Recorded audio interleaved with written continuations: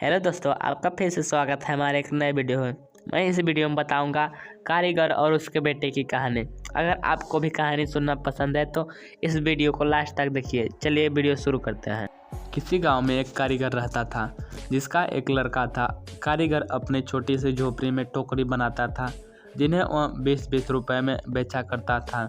अब कारीगर बूढ़ा हो चुका था। उसने सोचा कि मैं अपने बेटे को यह टोकरी बनाने का काम सिखाता हूँ।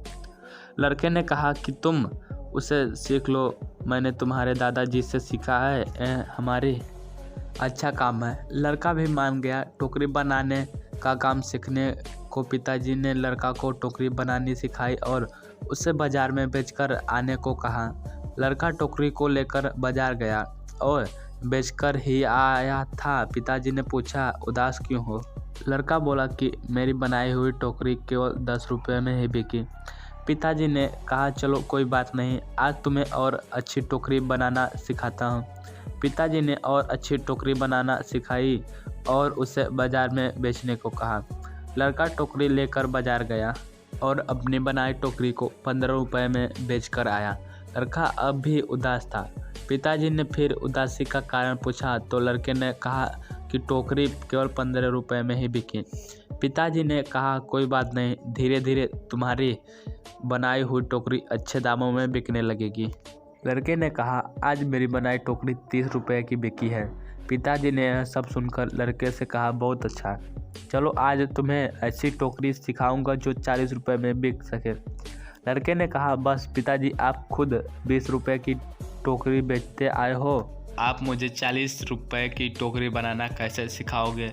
आप रहने दो, आपसे ज़्यादा रुपए की टोकरी तो मैं बनाना जानता हूँ। इतना सुनकर पिताजी ने कहा, ऐसा ही कुछ मैंने भी कहा था जब मेरे पिताजी खुद 15 रुपये की टोकरी बेचते थे और एक दिन मेरी टोकरी 20 रुपये में बिक गई। मेरे पिताजी ने मुझे 25 रुपये की टोकरी सिखाने को कहा था तो मैंने भी सीखने के लिए मना कर दिया था और कहा था कि आप खुद 15 की बेचते आए, आपसे ज़्यादा की तो बेचकर आया हूँ। और तब से जीवन भर 20 रुपये ही टोकरी बेचता रहा क्योंकि उससे ज़्यादा की टोकरी मैं सीख नहीं पाया।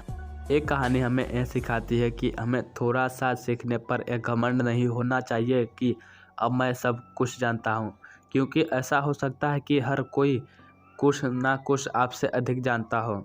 हमें हमेशा कुछ ना कुछ सीखते रहना चाहिए। कैसी लगी ये कहानी कमेंट करके ज़रूर बताएं।